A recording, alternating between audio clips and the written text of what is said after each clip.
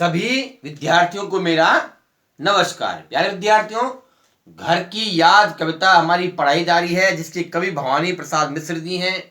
मैंने आपको कई बार बताया है, एक बार फिर आपको पुनः रिमाइंड करा रहा हूँ। घर की याद कविता भवानी प्रसाद मिश्र जी के द्वारा जेल प्रवास के दौरान यानी कारागार में लिखी गई कविता है।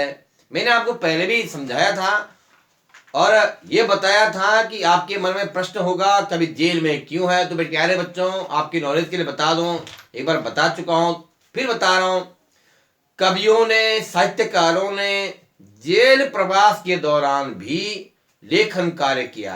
क्वेश्चन फिर वही घूमता है, जेल क्यों गए? केवल इसलिए कि आजादी के आंदोलन में अपना योगदान देने के लिए जेल गए, वहां भी लेखन कार्य किया।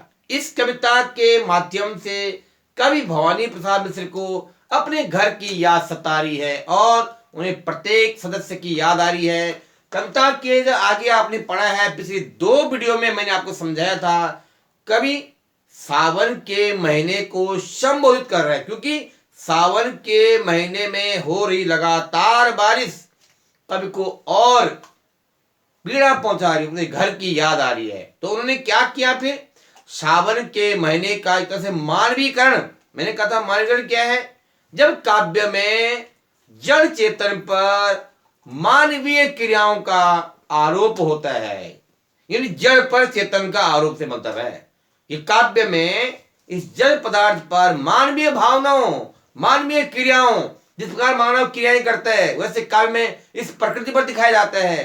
क्या है? सावन के महीने पर तरह से ऐसी क्रियाएं दर्शाई गई हैं। तुम जाना, ऐसा संदेश देना, ऐसा कहना, ये कौन सा अलंकार है? मानवीकरण अलंकार है, जिसे अंग्रेजी में क्या बोलते हैं? पर्सोनिफिकेशन बोलते हैं बेटा। आगे पढ़ते बेटा। और कहना मस्त हूं मैं, मस्त माने आनंद, हे सावन के पवित्र महीने। कौन कह रहे हैं? कवि भवानी प्रसाद मिश्र जी। हे सावन के महीने, मैं तुम्हें दूत के रूप में भेज रहा हूं, संदेश वाहक के रूप में भेज रहा हूं। मेरे माता पिता से जाकर के यह कहना कि मैं यहां पर आनंद में हूं, मस्त में हूं, काटने में व्यस्त हूं मैं। काट मैंने ऊन काटने के लिए बोला गया। प्राचीन समय का व्यवसाय था ऊन काटना। कह रहे हे सावन के महीने मेरे पिताजी माता जी को जाकर बताना, मैं इस जेल के दौर जेल में ऊन काटने में व्यस्त हूं, बिजी हूं। वजन 70 सेर मेरा। बेटा सेर एक पात्र बर्तन होता था प्राचीन समय में, आज भी गांव में कहीं कहीं होता है। यानी एक सेर में आधा किलो अनाज इत्यादि भरा जाता था। तो आप अंदाज लगा 70 सेर। अब अंदाज लगाएं, जब एक सेर में आधा किलो है, वो कह रहे 70 सेर मेरा 35 किलो वजन है। लेकिन कह क्या रहे हैं? मैं आनंद से हूं। इस काव्यांश में आप ये समझें कि जो वास्तविक स्थिति है उसे छुपा रहे हैं कवि। और सावन के महीने के लिए क्या कह रहे हैं? मेरे माता पिता से क्या कह रहे हैं? मैं यहाँ पे मस्त हूं, आनंद से हूं।